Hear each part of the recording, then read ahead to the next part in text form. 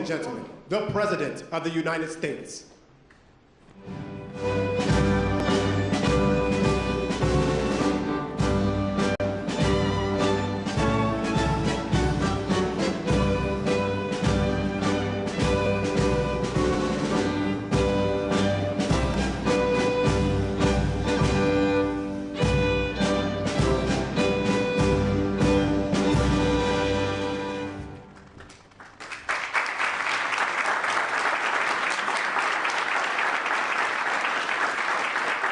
Thank you very much.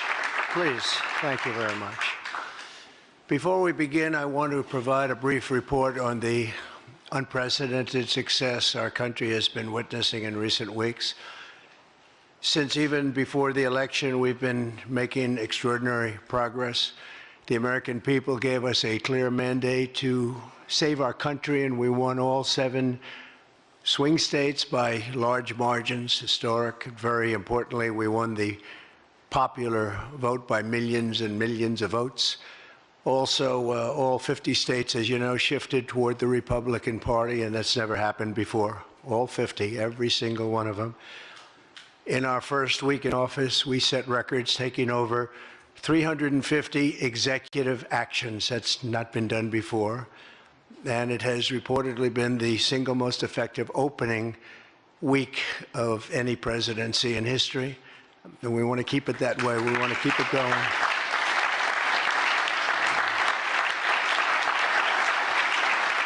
We want to keep it going. We've broken from decades of failed Washington policies and restored common sense and sanity to our government. We've unleashed American energy, and we've already achieved record low illegal immigration. As you see, there's nobody trying to get in. And that's what we've been waiting for a long time, and gotten woke ideologies out of our government and out of our military. The water has now begun flowing in California as we continue to increase the flow in coming days. Nobody's seen anything like that. And I've also taken strong action to regain control of the Washington bureaucracy.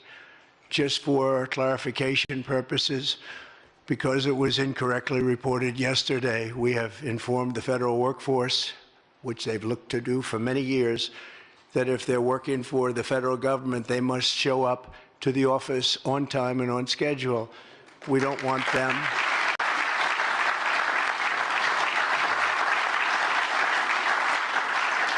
We don't want them to work from home because, as everyone knows, most of the time they're not working, they're not very productive, and it's unfair to the millions of people in the United States who are in fact working hard from job sites and not from their home. As federal employees, they must meet a high standard. They're representing our government, they're representing our country. If they don't agree by February 6th to show up back to work in their office, they will be terminated, and we will therefore be downscaling our government, which is something that the last 10 presidents have tried very hard to do but failed. Most of the people we're talking about have not been going to their federal offices in many, many years, from even before COVID. But they have nevertheless been paid. Some have worked, some haven't worked, and most of the studies say that some have just gone through the motions. We may ask these people to prove that they didn't have another job during their so-called employment with the United States of America, because if they did, that would be unlawful. As you understand, a lot of people are getting paychecks, but they're actually working other jobs, so they'll have to prove that to us, that they weren't. In any event, we're requiring them to show up to work or be terminated. We think a very substantial number of people will not show up to work, and therefore our government will get smaller and more efficient, and that's what we've been looking to do for many, many decades, frankly.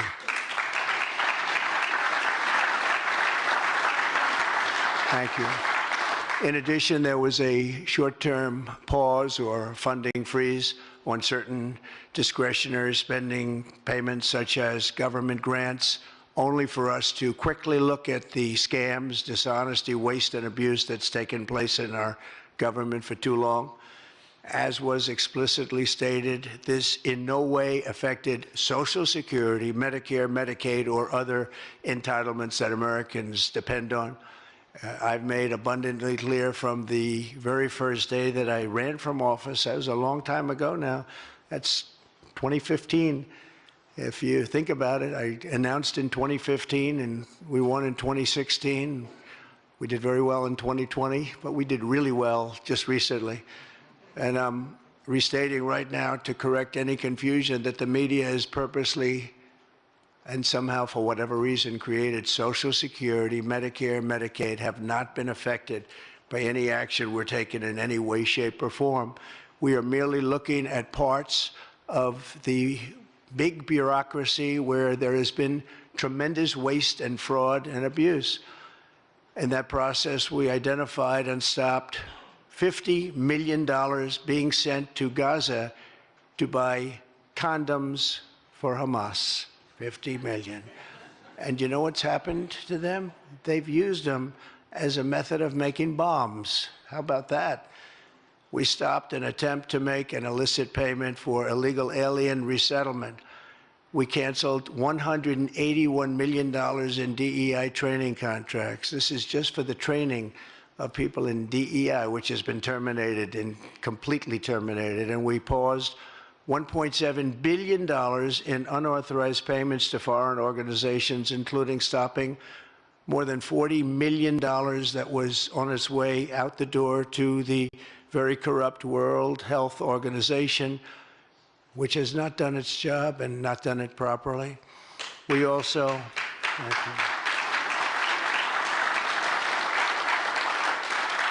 We also blocked $45 million for diversity scholarships in Burma.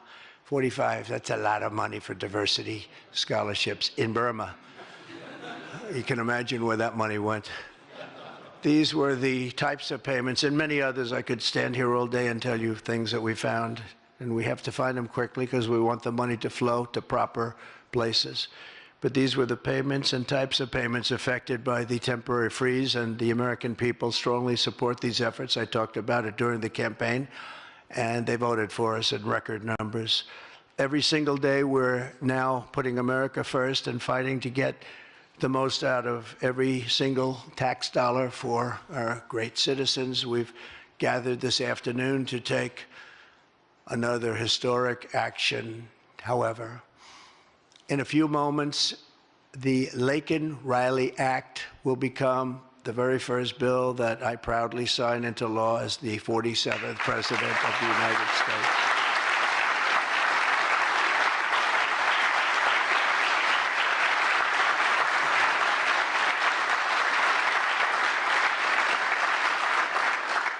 Laken was a brilliant and beautiful 22-year-old nursing student from Georgia, the best in her class. She was always the best. They would say, Laken, how do you do this? And what do you do? They were always asking her questions. She was respected by everybody, even her teachers. They respected her so much. From the time she was in first grade, Laken knew she wanted to spend her time caring for others. That's what she did. To her friends and classmates, she was a light of warmth and kindness in every single room. To her parents and family, she was everything in the world. They've had a miserable period of time. Just after 9 a.m. last February 22nd, Laken went out for a jog on the campus of the University of Georgia, but she was just never returned. She never came back, did she, huh? Parents are here, sister, all of her relatives. While on her run, Laken was attacked, viciously assaulted, beaten, brutalized, and murdered by an illegal alien gang member who was set loose into our country by the last administration. We are deeply honored to be joined today by Laken's parents, Allison and John, and her sister, Lauren. Thank you very much. Thank you.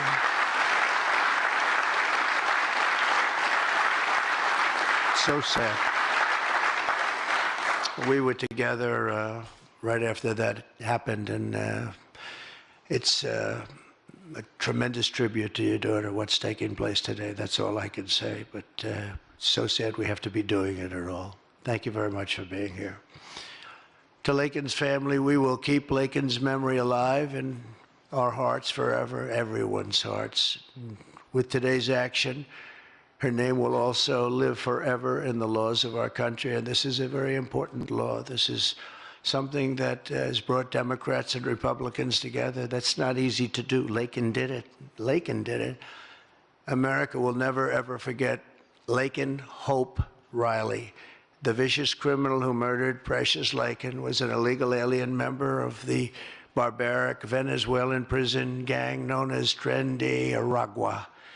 He trespassed across our southern border in 2022 and was apprehended by Border Patrol, but under the cruel policies of the last administration, instead of being deported, as he should have been, he was released into the United States, as were millions of other people, many of them very dangerous people. And you see what we're doing? We're getting them the hell out of here.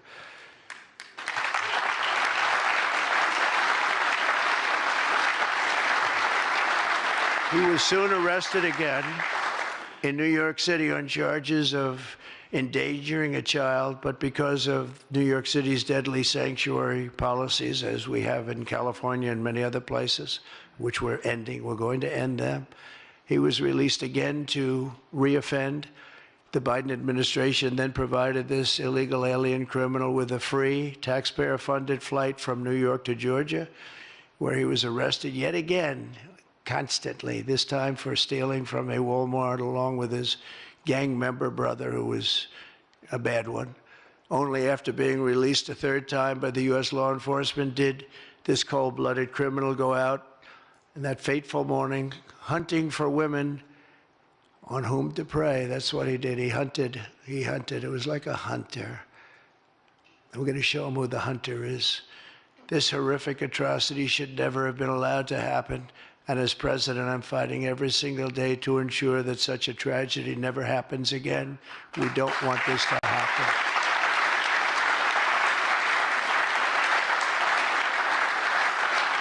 And under the law, thank you. Under the law I'm signing today, the Department of Homeland Security will be required to detain all illegal aliens who have been arrested for theft, burglary, larceny, shoplifting, assaulting a police officer, murder, or any crime that results in death or serious injury. In addition, for the first time ever, this act gives state governments the ability to sue the federal government for immediate injunctive relief if any future administration ever again refuses to enforce the immigration laws of the United States, like happened for 4 long years.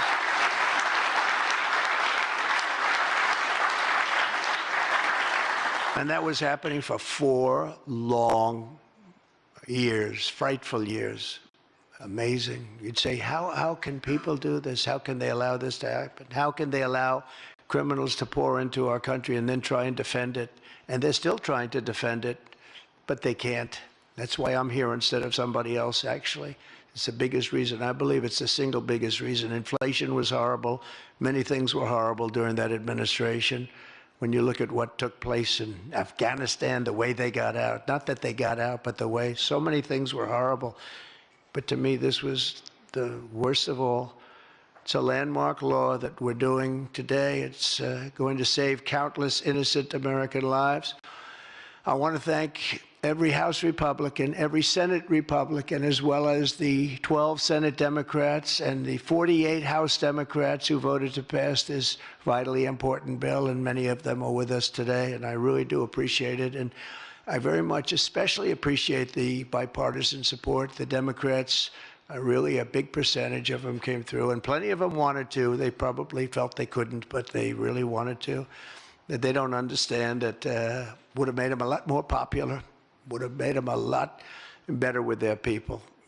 The ones that didn't are going to be, they're going to be sorry, because the people are not going to forget that they wouldn't sign. This is a perfect, incredible tribute to an unbelievable young lady. We're joined today by many great supporters of our new strong border policies, and they are indeed strong, including Vice President Vance, thank you, JD, the Secretary Scott Bessent, who just got approved, by the way. Where's Scott? He just got approved. Scott, I'm very impressed. Got a lot of Democrat votes, too. He got a lot of Democrat votes. That's great. I don't know, is that a good thing or a bad thing? I'll have to think about that. Secretary of Homeland Security, who's going to be fantastic. I know her so well, and I know it's probably not complimentary because she is a woman, but she is tough. Where is she? Where is Christy? Christy, great. Stand up, please. You have such an important job to do.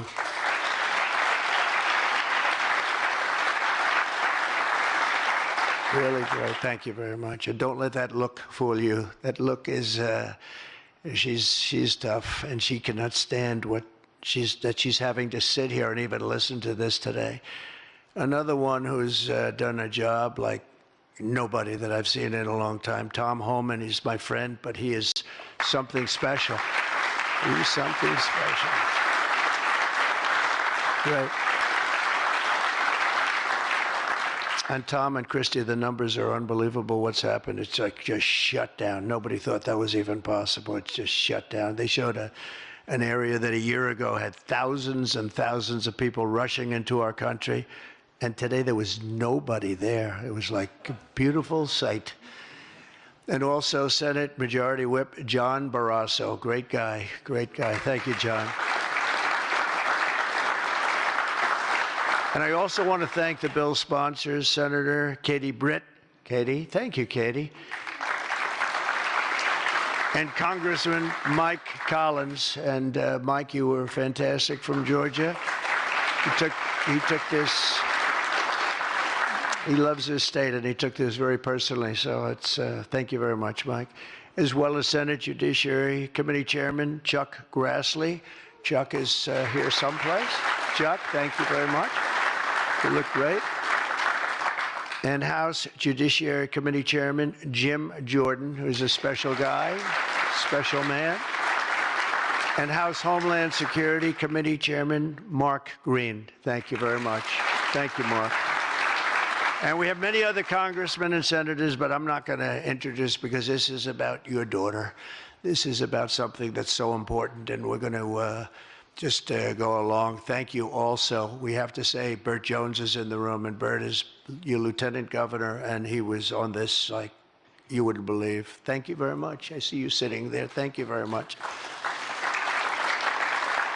So we have state, local officials, we have law enforcement organizations, we have everybody. Most of them are in the room or represented in the room, and they're incredible people, and I've never seen them come together like they have for this. I've done many of these, not of this kind, but different bills, different passages having to do with many different things, from homeland security to inner security to taxes to 50 different items. I've never seen such support as you have today and as your great daughter has today. So I've never seen anything like it. And we have to thank your daughter for that, because she's going to save a lot of lives. She's going to be responsible for saving a lot of lives.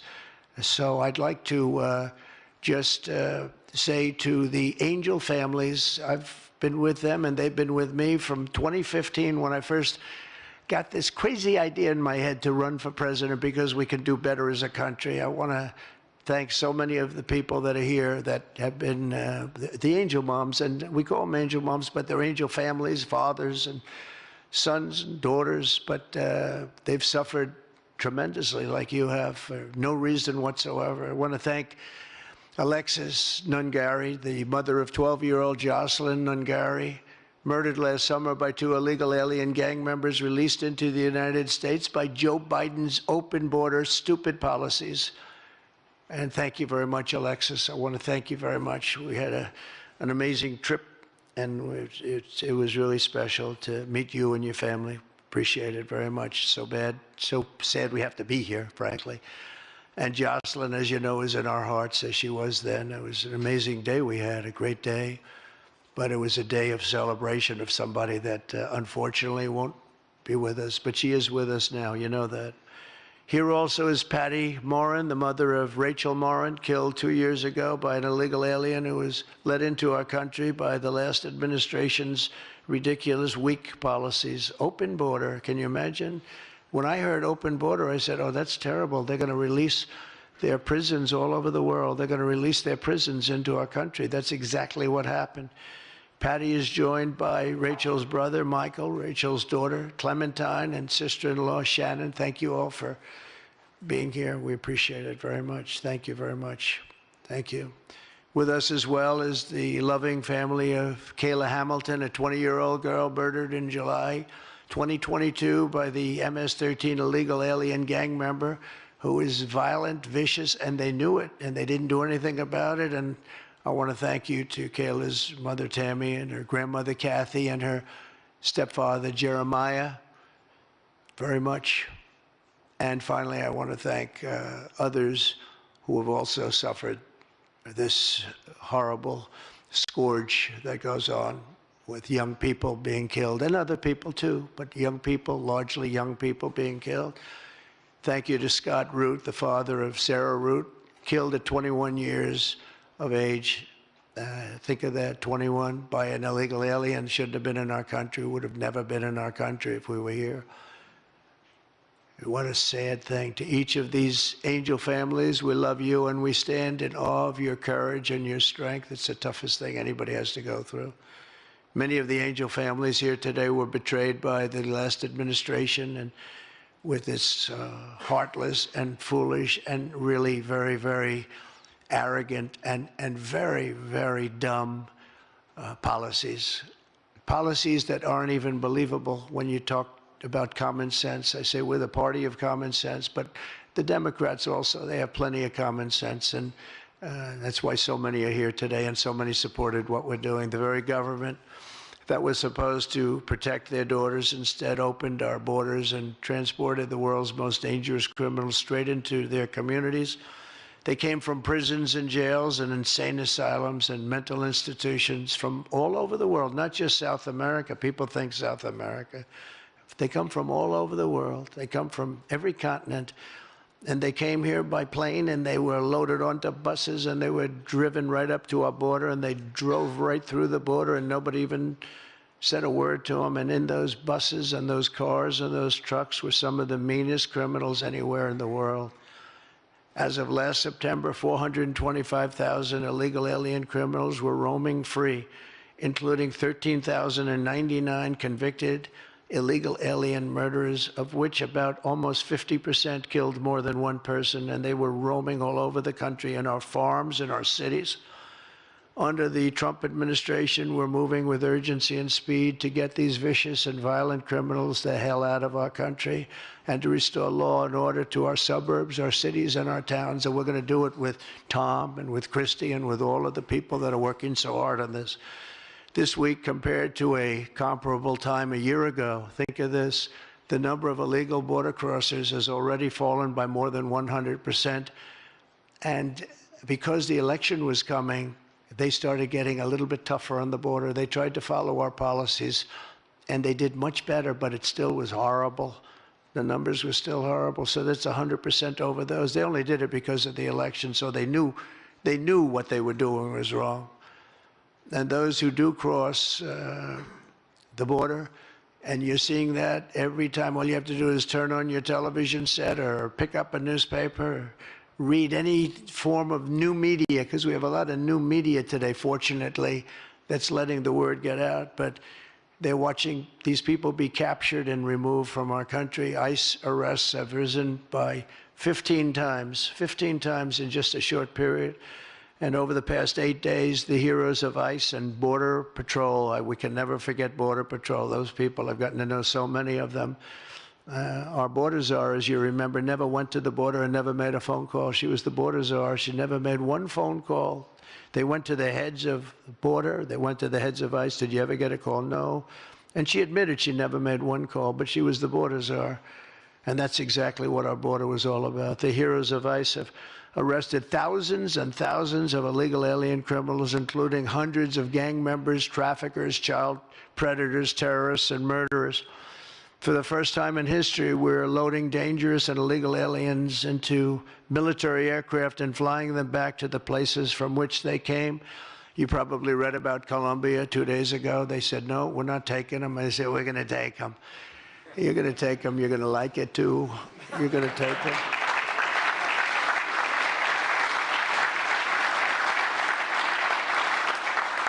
they talked about, we're not going to take people that are in shackles. I said, well, but the people that are in shackles are murderers, they're drug lords, they're rapists, they're very tough people.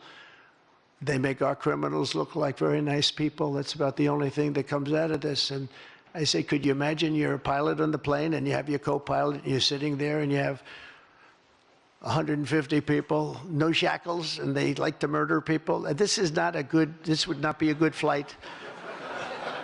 So Colombia apologized to us profusely within an hour based on something I said, meaning you're going to pay tariffs like nobody's ever paid tariffs before, but they actually wanted to terminate his position. They're essentially Congress met, and they were very angry with them. But they actually said they were going to send the presidential plane to pick up these criminals and to bring them because they didn't want to inconvenience us or have us do a second flight, and that's what they did. And I appreciate it, and I do appreciate the people of Colombia are wonderful people, and the representatives really acted well, and I appreciated they took back that tough talk. But, you know, we may have tough talk from others, but it's not going to mean anything. They're going to all take them back, and they're going to like it, too. They're going to like it. They're going to take it back, and they're going to like it. Today, I'm also signing an executive order to instruct the Departments of Defense and Homeland Security to begin preparing the 30,000-person migrant facility at Guantanamo Bay. Most people don't even know about it. We have 30,000 beds in Guantanamo to detain the worst criminal illegal aliens threatening the American people. Some of them are so bad we don't even trust the countries to hold them because we don't want them coming back, so we're going to send them out to Guantanamo. This will double our capacity immediately, right? And tough. That's a tough place to get out of. Today's signings bring us one step closer to eradicating the scourge of migrant crime in our communities once and for all. And it was just it's just an unforced error that we even have to be doing this. Now we need Congress to provide full funding for the complete and total restoration of our sovereign borders, as well as financial support to remove record numbers of illegal aliens. And these are illegal alien killers, criminals at levels that nobody's ever seen before. And you would have known that, and you were there when I said it. I said everybody that's bad is going to be thrown. If you look at Venezuela, Venezuela's crime is down 77% because they've taken their gang members, their prisoners, their drug dealers, their drug lords. They've shipped them all into the United States. Many other countries, their crime is way down, and our crime is not doing well. But we're going to have it do really well very soon, and we're shipping all these people back where they came from. And now, before I sign the Laken Riley Act into law, I would like to ask Laken's really incredible mother, who I've gotten to know. A very sad day I got to know her. But this is an amazing tribute to an amazing young person. And if you could come up, Allison, and say a few words, that would be great. Thank you very much.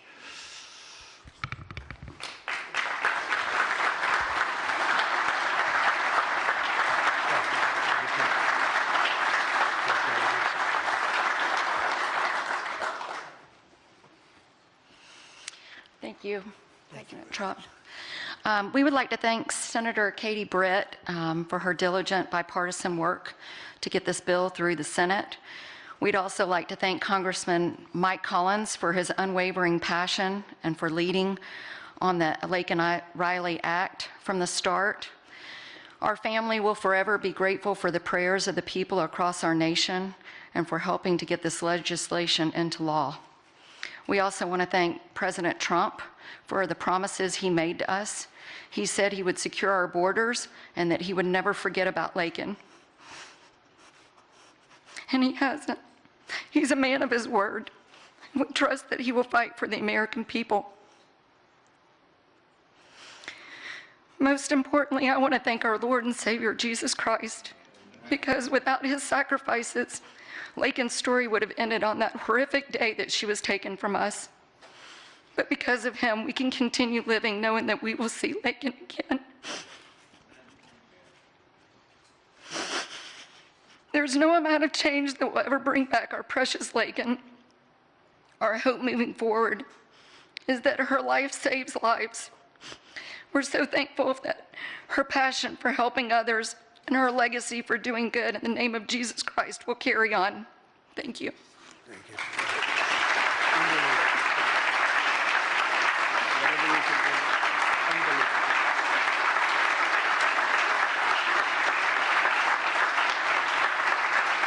Come on, why don't you stand right behind me? Stand right over here.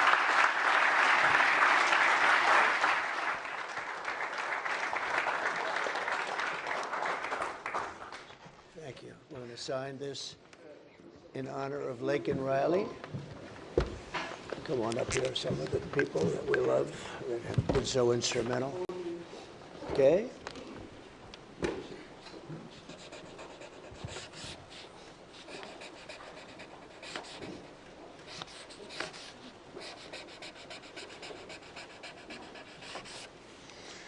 Okay.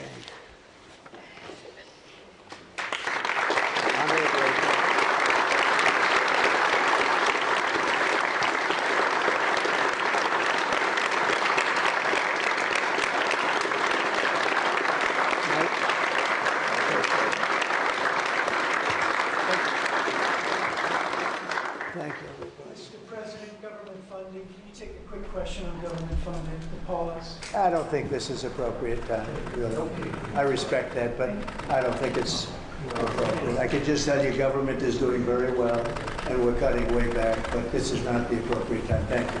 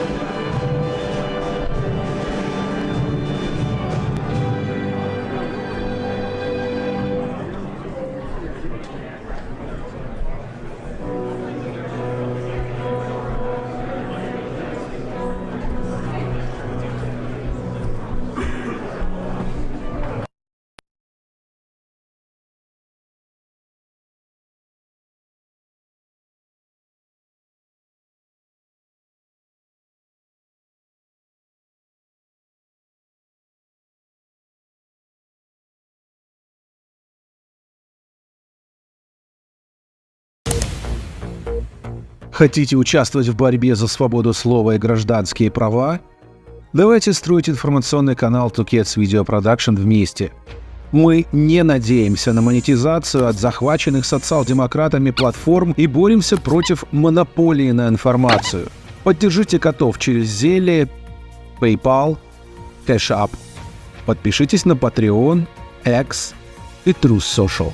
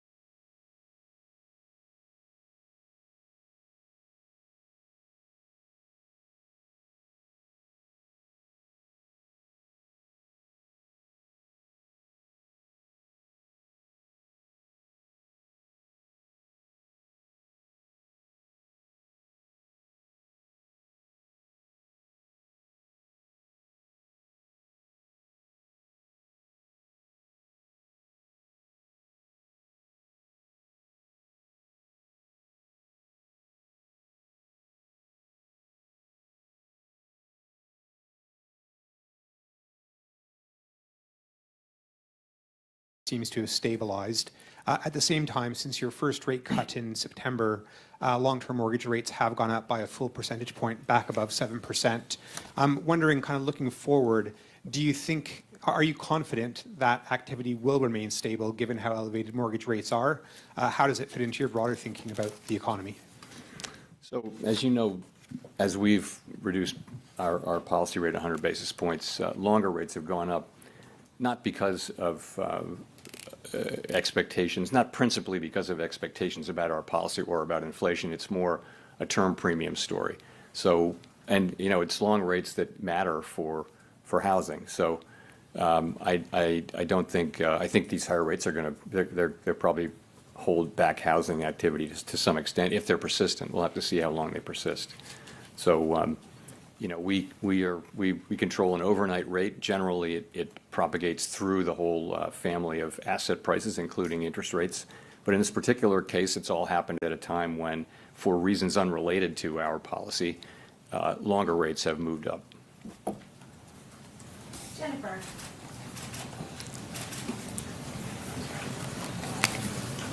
Thank you, Chair Powell. Jennifer Schonberger with Yahoo Finance. You said you want to see further progress on inflation. Given that households appear to be unhappy with the elevated level of prices, do you believe the committee should wait until inflation has fallen back to target to cut rates again? No, I wouldn't say that. We've never said we need to be all the way at target to reduce rates. At any time, what we're doing is we're looking at the economy and asking whether our policy stance is the right one to achieve maximum employment and price stability. So I think if we would want to see further progress, but we think our, as I mentioned, we think that our policy stance is restrictive, meaningfully restrictive, not highly restrictive, but meaningfully restrictive. And so I would think we need to see further progress. I wouldn't say all the way back down to 2% on a sustainable basis, although we'd love to see that, of course, and we will. And a separate question for you on tariffs. Curious whether the threat of tariffs and not knowing whether they could stick or not creates uncertainty for business here in the United States and could cause them to pull back, ultimately weighing on growth.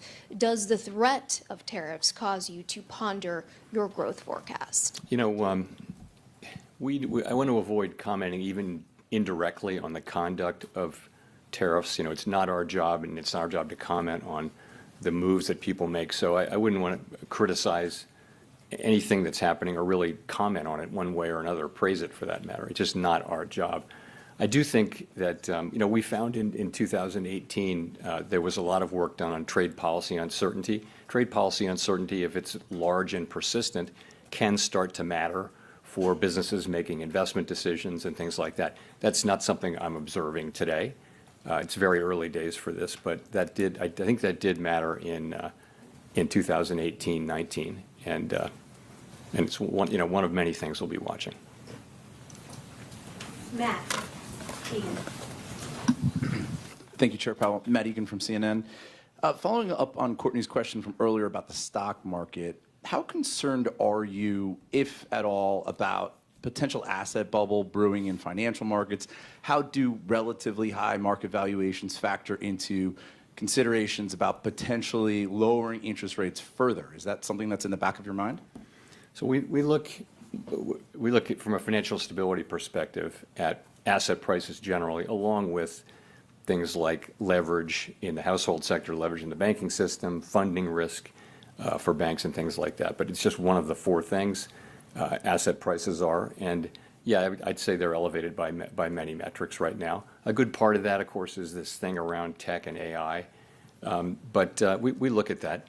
But you know, we look at how resilient the households and businesses and the financial sector are to those things. So we look at that mainly from a financial stability perspective, and we think that there's a lot of resilience out there. Banks have high capital, and households are actually overall, not all households, but in the aggregate, households are in pretty good shape financially these days. So that's how we think about that. We look at overall financial conditions, and you can't just take equity prices. You've got to look at rates too, and that represents a tightening in conditions with higher rates. So overall, financial conditions are probably still somewhat accommodative, but it's a mixed bag. Richard. Hi, Chair Powell. I'm Richard Escobedo with CBS News. One question for you. This month's statement notes that unemployment is stabilized at a low rate and that the labor market is solid. You walked through some of what's driving this, but I wonder what risks you see that might challenge your assessment. Well, the things we discussed earlier, one is that there's a low hiring rate. And so that if there were to be a spike in layoffs, if companies were to start to reduce headcount, you would see unemployment go up pretty quickly because the hiring rate is quite low. So that's one thing we look at. I think it's worth pointing out that for lower income households, they're under significant pressure. And in the aggregate, the numbers are good, but we know that people at the lower end of the income spectrum are struggling with costs. And really, it's high inflation for the basics of life. It's not so much the inflation now, it's the price level. Because inflation has raised prices. Inflation is now much closer to target, but people are really feeling that. But overall, this is a good labor market. You're at 4.1% unemployment. That's just a really good level, and you've been solidly there now for 6-7 months. And job creation is pretty close to a level that will hold the unemployment rate there, given that there'll be much slower population growth. One more question. Some of the uncertainty around immigration policy, is, in your assessment, is that making it harder for businesses and the Fed to plan going forward? We hear anecdotal reports, but I don't see, there's nothing in the data yet on that, but you hear that kind of thing about construction, for example, and businesses that are dependent on immigrant labor are saying that it's suddenly gotten harder to get people. But you don't see that in the aggregate data yet, but yes, you hear it anecdotally. Nick. Thank you, Chair Powell. Nicholas Jasinski from Barron's. The uncertainty is certainly a theme today, and I'm wondering, are there any periods from your career or as it relates to markets, the economy, what's going on here in Washington and beyond, or from lessons from history that may provide some guidance for a central banker operating in uncertain times like today? I guess I'd say this. Uncertainty is with us all the time. It is human nature, apparently, to underestimate how fat the tails are in a way. The possibility, we think of things in a normal distribution, and in the economy, it's not a normal distribution. The tails are very fat, meaning things can happen way out of your expectations. It's never not that way. I wouldn't, if you think about it, think about the first few months of the pandemic. That was uncertainty. Are we going to be able to reopen the economy? If so, when? How much of it? How long will it take? That was uncertainty.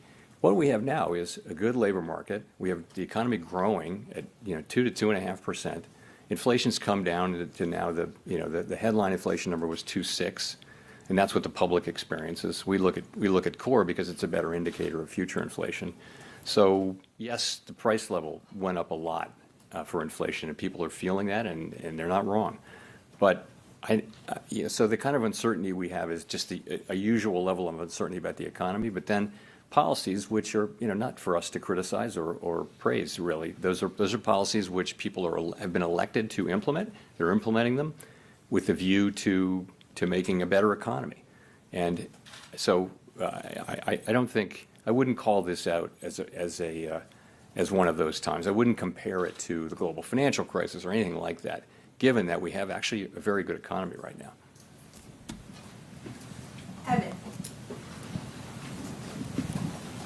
Evan Reiser with Market News International. Chair Powell, is a March cut still on the table? And then additionally, are you looking to see better than expected data on inflation to cut? Or are you looking for inflation data that roughly aligns with current forecasts? So as I mentioned, the economy's strong, the labor market's solid. Downside risks to the labor market appear to have abated, and we think disinflation continues on a slow and sometimes bumpy path. That tells me, and the other members of the committee, the broad sense of the committee actually is that we don't need to be in a hurry to adjust our policy stance. Your second question was? Whether or not you need to see better than expected inflation data or just inflation data that roughly aligns with your current forecasts. You know, it's one of those things, we'll know it when we see it, but more the expectation is that we will make continued progress. And, you know, that's what we want. We'll know it when we see it. It's going to have to be something that isn't just idiosyncratic. You're going to want to see, you know, continued progress with housing services inflation. You're going to want to see inflation behaving in a way that builds confidence that we are really making progress. That's what it's going to be. And I mean, is that better than our expectations? We expect to see that. It's just a question of when. Scott. Hi, Chair Powell. Scott Horsley from NPR. In your 5-year review, you said the 2% inflation target won't be on the table. Can you talk a little bit about why? Is that because you think that's the right target, or is it because you don't want to move the goalpost mid-game, or what's behind that? I think that goal has served us well over a long period of time. It's also the sort of global standard. I think that if a central bank wanted to look at changing that, you wouldn't do it at a time when you're not meeting it anyway. I would not look at changing it anyway, but I certainly wouldn't look at it at a time when you're not meeting it. I mean, there's just no interest at all in changing it. If I'm being at all unclear, we're not going to change the inflation goal anytime soon. And 5 years ago, if I can paraphrase what y'all decided, it was you're going to not raise interest rates preemptively to head off inflation until you see sort of the whites of the eyes of inflation, because the solid labor market was so beneficial. Have the last few years changed your thinking about that? So what we really said was that we wouldn't look at a strong labor market and raise rates unless we saw some evidence of inflation. So the thought was that we'd seen really low levels of of unemployment with no sign of inflation. So why would you preemptively want to put people out of work in the absence of any kind of any evidence that suggested that this was not a sustainable level? It was a way of acknowledging how much humility we have about the starred variables, especially U-star, the natural rate of unemployment. So that was an insight. We'll discuss that again. That'll be one of the many things that we discuss. But I don't think that insight is wrong. We didn't, you know, we said what we said was that, you know, at times when inflation persistently undershot 2%, we would likely allow inflation to run moderately above 2% for some time. That's what we said. That turned out not to be relevant to what actually happened. There was nothing moderate about the overshoot. It was an exogenous event. It was the pandemic, and it happened. And you know, our framework permitted us to act quite vigorously, and we did once we decided that that's what we should do. The framework had really nothing to do with the decision to. We looked at the inflation as transitory, and right up to the point where the data turned against that. And when the data turned against that in late 21, we changed our view and we raised rates a lot. And here we are at 4.1% unemployment and inflation way down. But the framework was more irrelevant than anything else. That part of it was irrelevant. The rest of the framework worked just fine as we used it, as it supported what we did to bring inflation down. Let's go to Mark for the last question. Hello, Chairman Powell. Mark Hamrick with Bankrate. As you know, in the annual report from the Financial Stability Oversight Council, among the risks outlined is cryptocurrency. Could you talk about those risks now?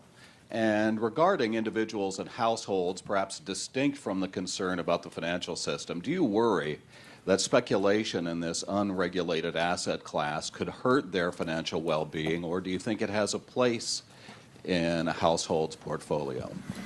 You know, so our role with Bitcoin really is to look at, with crypto, really is to look at the banks, and you know, we think it's, you know, banks are perfectly able to serve crypto customers as long as they understand and can manage the risks, and it's safe and sound. A good number of our banks that we regulate and supervise do that.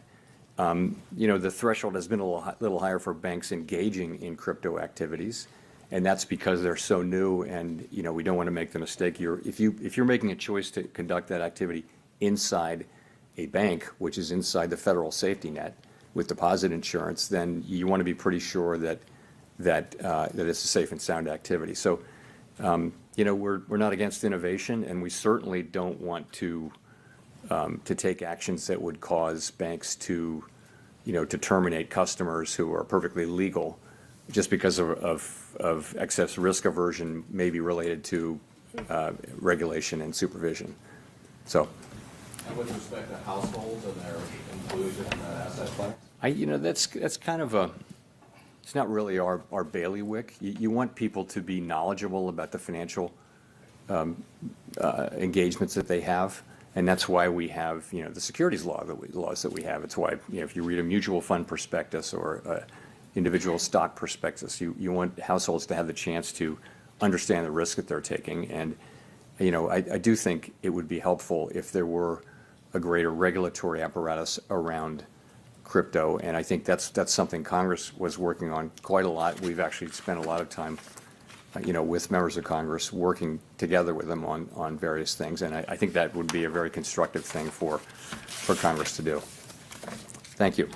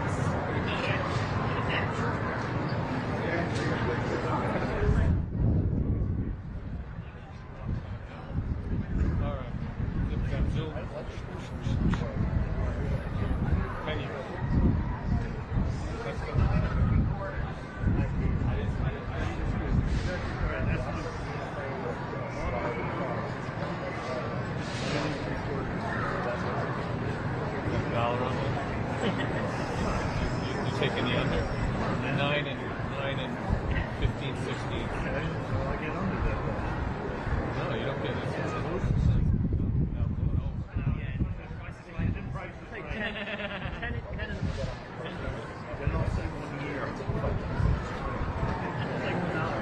Time served. Time served.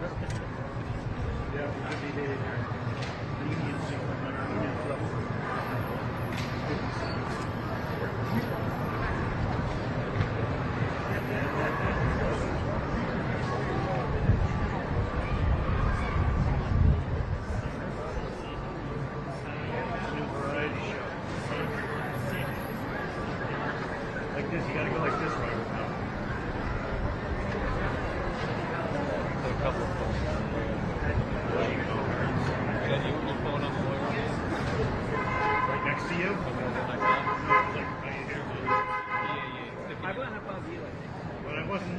front of your lens. Somebody was. No, that was not. Oh, I saw that. Right. You probably can see your lens with.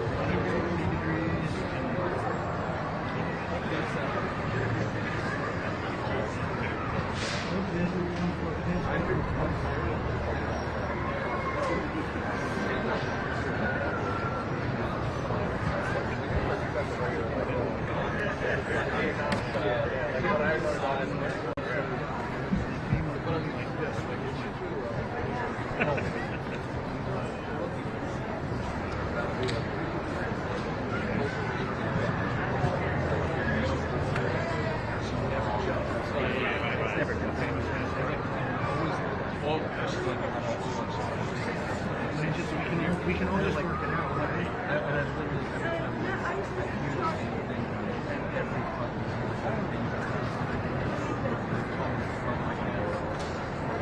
I can easily take on my side. Yeah, and I did it.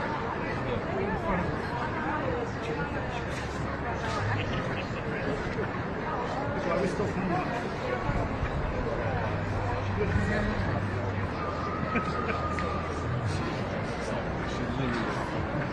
Right my lens. Like this, I'm like, Right, does it? I took my mic and I picked it up because I was already, my shot was already ruined. So I put it in front of her.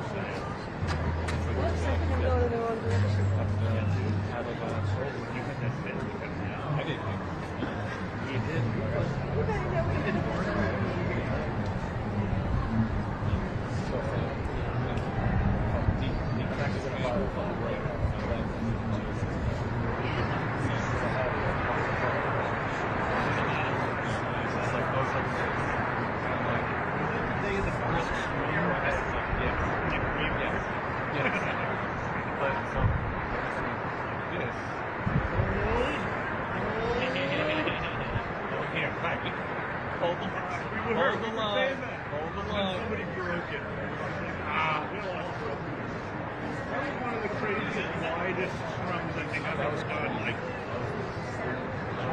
You had like a football field too. Oh. That wasn't enough for some people. If you're hearing thereafter, they had songs like you were Right, and to finally the way they sent it. And it was as if like none of it like this. And it just went bonkers, yeah. Every day they go and make sure that it was clean and they come in and send it.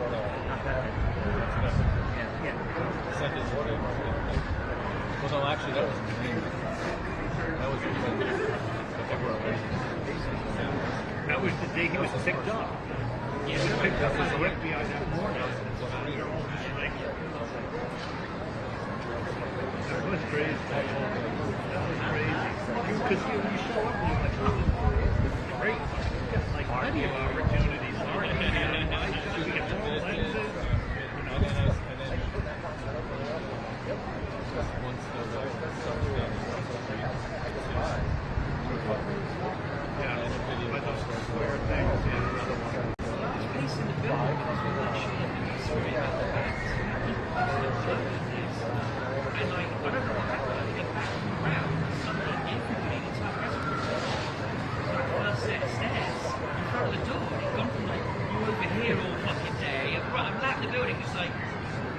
Where did the last 400 meters just go? Like they just, okay, we're doing this now. People up on like yeah, I was on the wall. I first got in there and I shot it with handheld. this for a while, and then I'm like, hopped on the wall. Like I ran down and hopped on the wall, shot the whole scrum come by me nicely. Good. I actually backed up. That whole like it was like three of us were holding on to each other. We're all walking back. Like don't fall off, don't fall off. I got you. So we're all backing up with them like for a good, like from the other side of the street to here on that ledge. Like I said, it's like a 4 or 5 foot ledge. And the reason I was able to get like one guy, I had a guy at the podium and I was behind me. And I ran back from the podium. So I stayed behind and I was all over it. Like my wife from NBC, yes, she's like taking calls like, I can't see you. I see you. It's all over Sandal. But my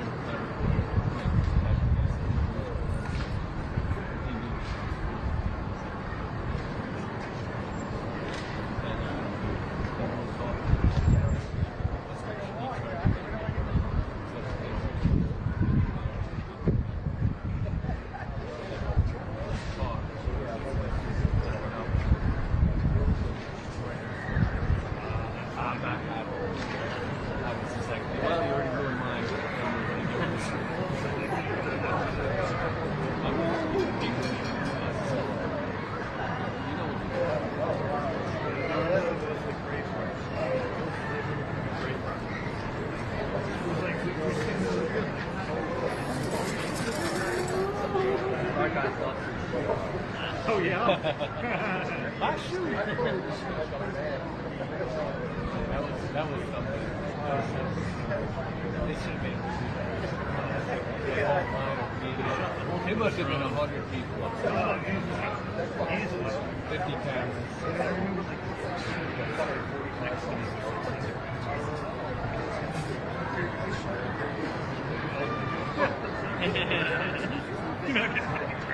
So then it gets to like the third set of steps. It's like 4 sets. You got like this second. Yeah, right. I was like, and he was like jammed up.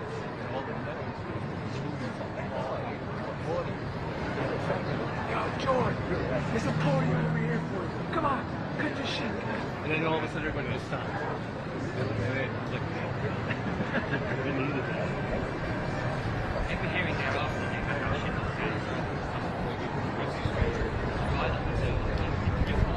Yeah, but towards the end they relaxed. Right, yeah. We didn't even see him the last time. I think we drove out. Something. Yeah, what happened? There was one other time. You just have to fade out. So they come cause an X. They came out.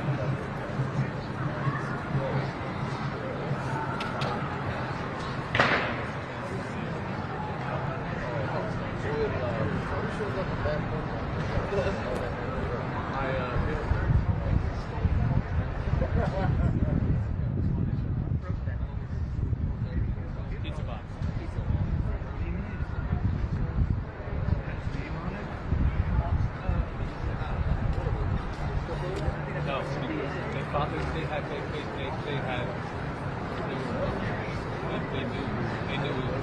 we needed to see it. So,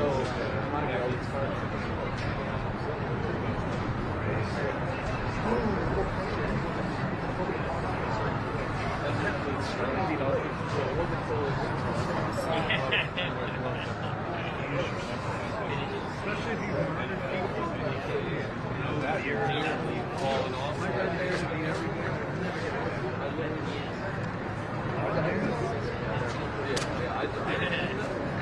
11 years.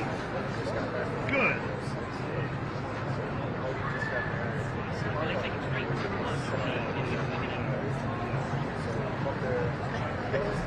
next day,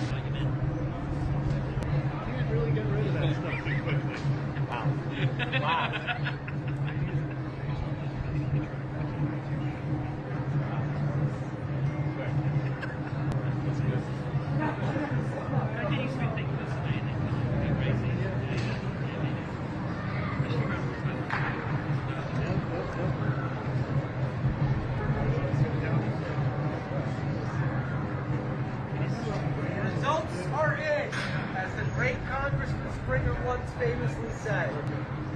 Yeah, we're not going to go. That's all. Hello, good afternoon. My name is Daniel Reeses, and I'm delighted to report that justice has finally been served. As I started by saying that a congressman in our country once famously said, the results are in the form of entertainment. Judge Sidney Stein, as well as the jurors, have spoken, and Senator Bob Menendez was sentenced to 11 years.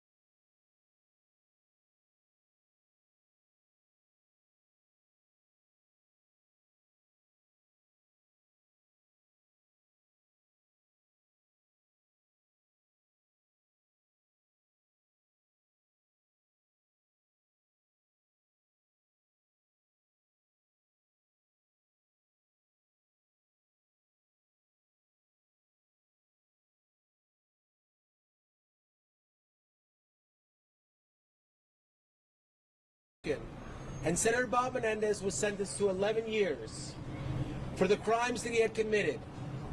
During the sentencing, Mr. Menendez had a chance to speak, and he spoke for 20 minutes.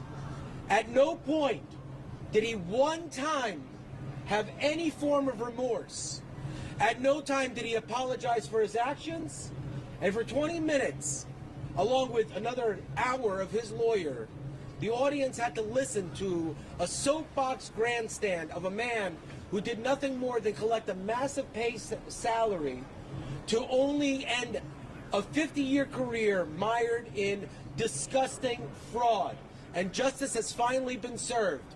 I am here on behalf of every victim, and I am telling you that as a citizen of New Jersey, I am thankful for the prosecutor, the judge, and every single brave person that took the time to put their careers on the line and finally serve justice for the American people. 11 years might seem like a very harsh sentence for anyone who has never been to an actual prison. But for what Senator Menendez has done and his destruction, his complete destruction of the faith of the modern political process, he deserves his sentence. Have a good day. I'm sorry. I apologize. Anybody have any questions?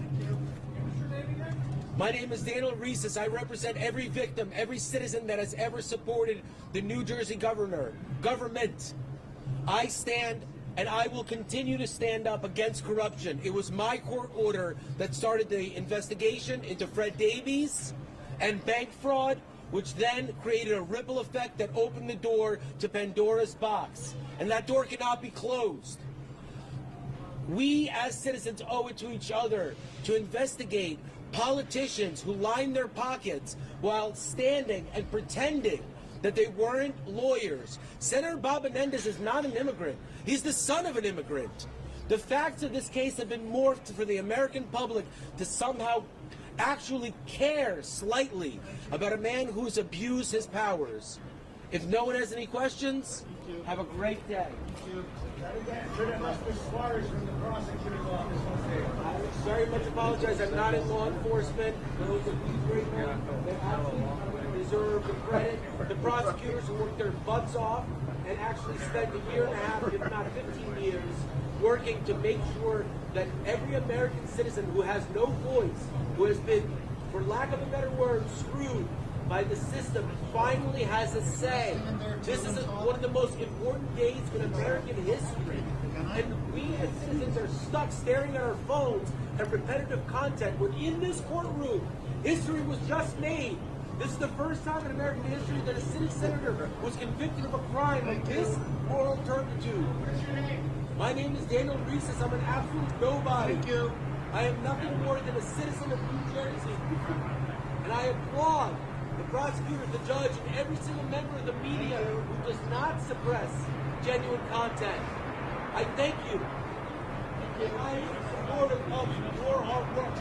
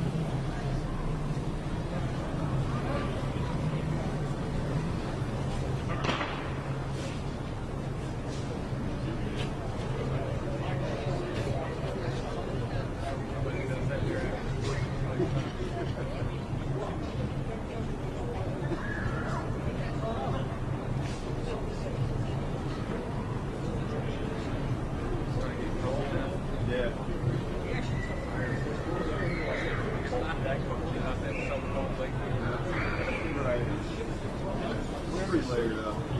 I had a feeling.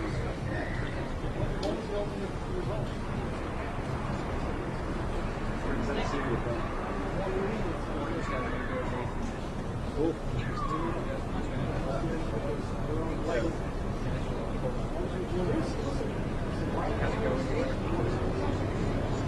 Yeah, it's right here.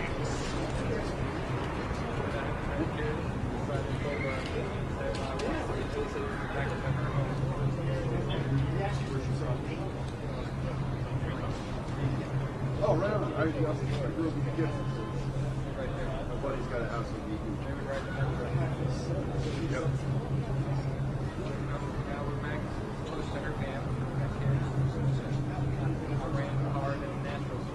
Yeah. Yeah.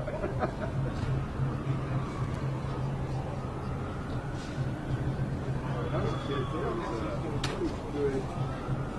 Let's see down here, but it was all a bunch of 16 to 19-year-old people, like, yeah, exactly. Oh, yeah, right. But the main hub that we used to all play at, we totally dried up now. It was still for sale, but I don't feel like 50 now. Yeah, I don't think so.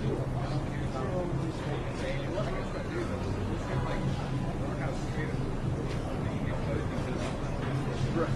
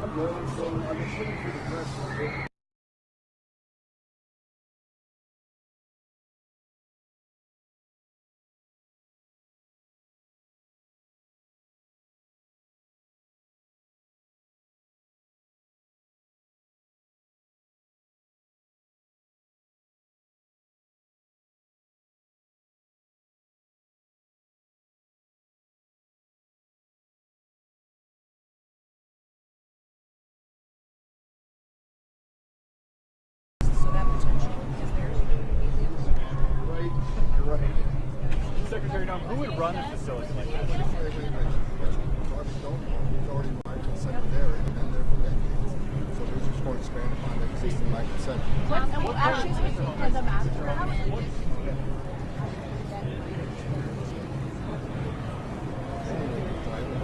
Postcard, they encounter people in maritime, they can take them straight to Guantanamo Bay.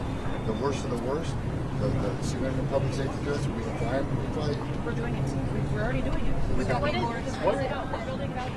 is the Mr. Holman, what kind of, Secretary, now what kind of civilian oversight would there be?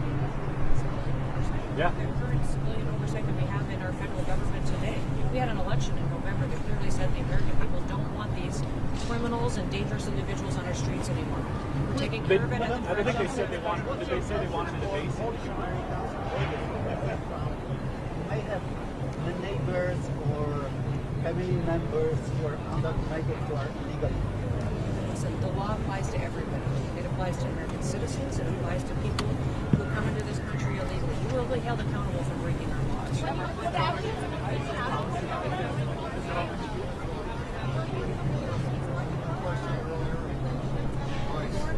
ICE has the highest detention standards in the industry. You can't find a state, federal, local city has higher detention standards than ICE. So every facility, including Gitmo, will have the highest. So ICE would be running. That's actually really helpful. So ICE would be running, and it would be staffing. The center will not set on run out of time. Isn't ICE's policy? Mr. Holman, isn't ICE's this bill and the tools that it's going to give to make sure that families are better. Well, I'm Mr. Holman.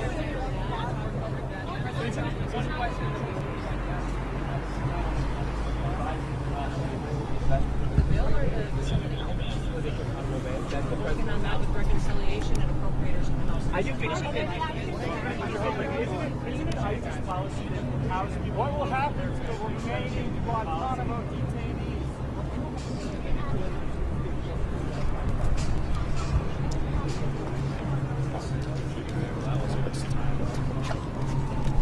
We gotta coordinate, guys.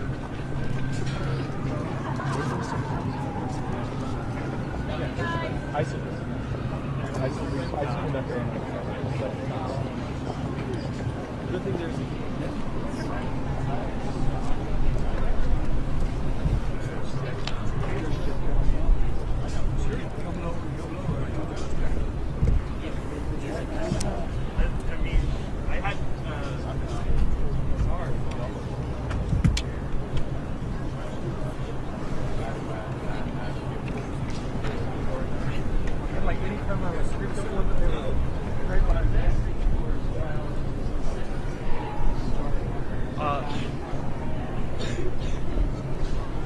Just leave it on the ground. Okay. Is this the family? Do we care? Okay. They shot him. I got them.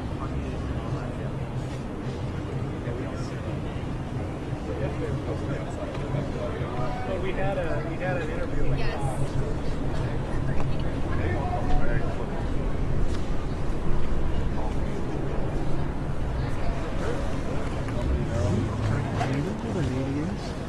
I assume she's one of the family members.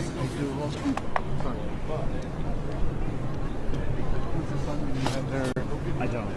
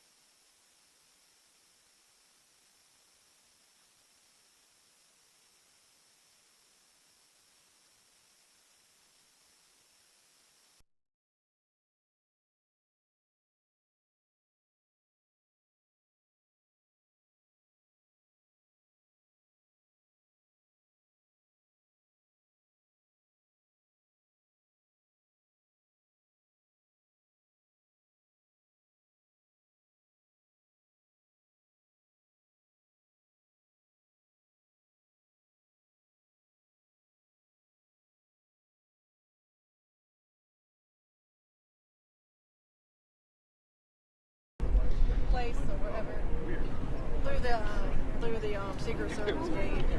Is it back where we were? Yeah. There we go. Okay. You could always guide us to the old one. That's what he was saying. What I just said.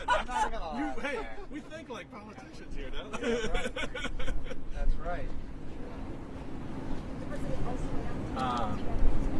Yeah, we'll wait and see where they're parked. I don't know where everyone else is.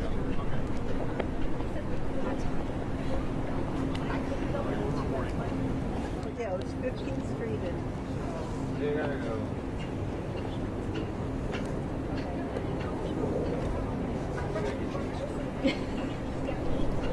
None of us can get where we need to go. I said none of us can get where we need to go. We're all working on our passes are not. It's like day 3, so no one has like the right thing. Yeah. No one knows what they're going to do. Do you need the help of a real tall guy that can come along this way? He's going to want a trip to the Oval. You weren't supposed to tell her. No. You just get us there. Yeah. You weren't supposed to tell her. Oh, I'm sorry. I got to get her to do work. Oh man. Where you all from?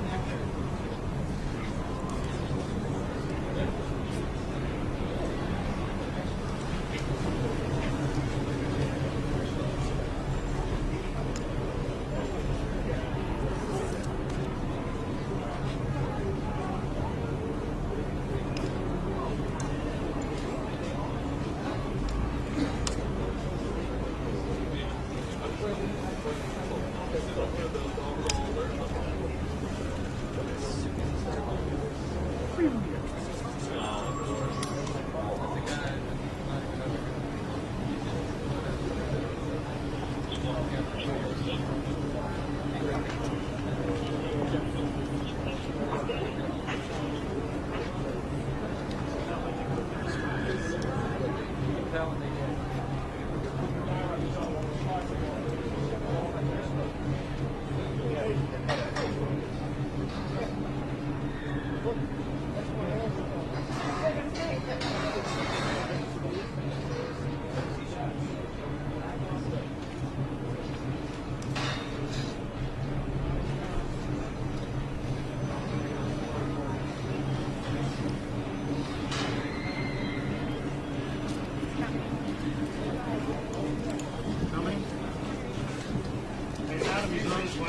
Yes. Hey,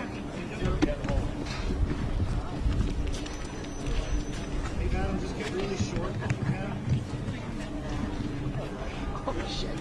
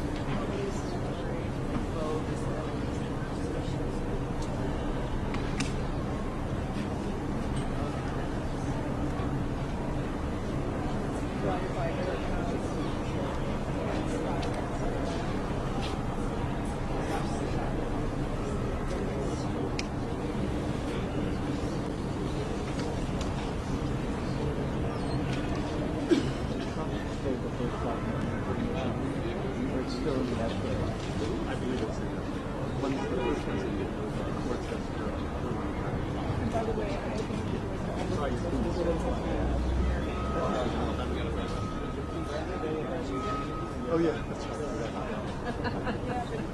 Is that not you? I think that was one day old. You know, I forgot. But I didn't get it. That's why. Oh, so it's like he's done only a year and it will be a long deal. And he promises to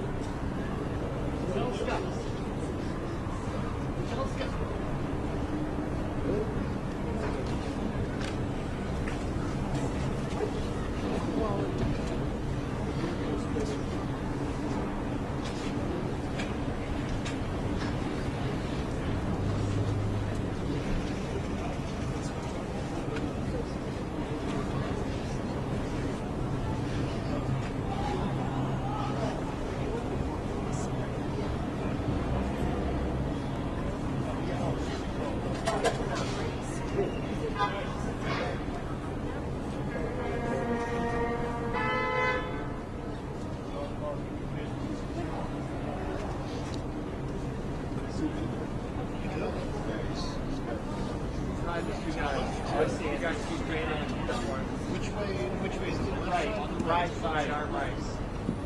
So he's moving up. Stop.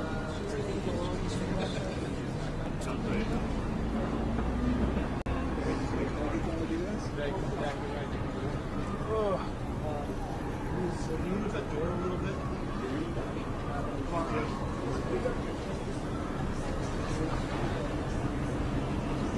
Yeah, here it comes.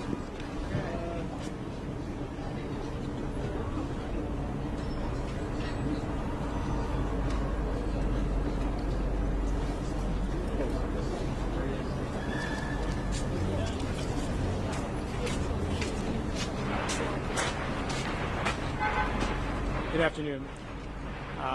Regardless of the judge's comments today, I am innocent and I look forward to filing appeals on a whole host of issues. But let me just say this.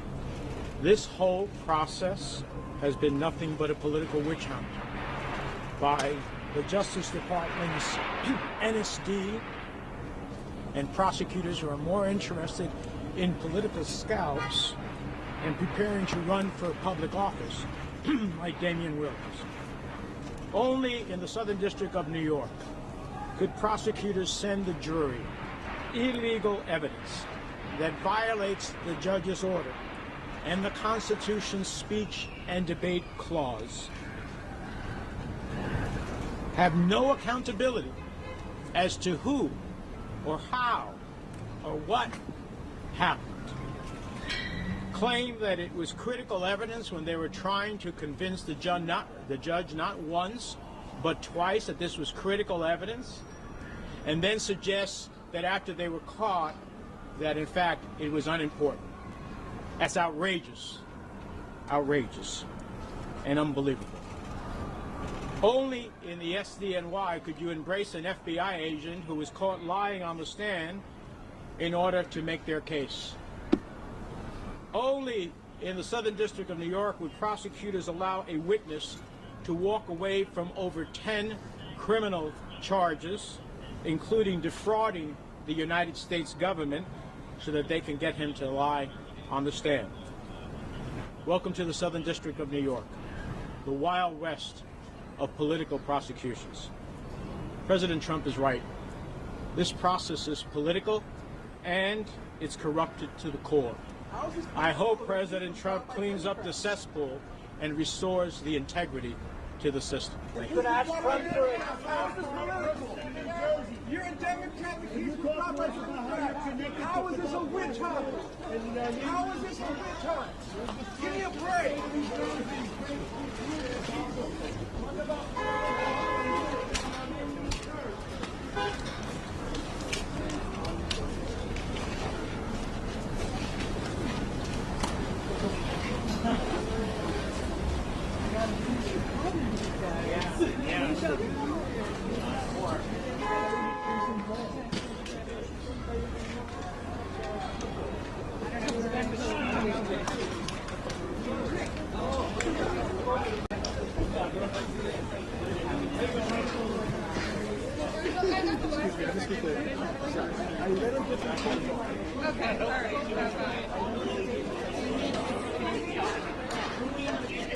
Oye, ya habló Bob Menendez, comparó con...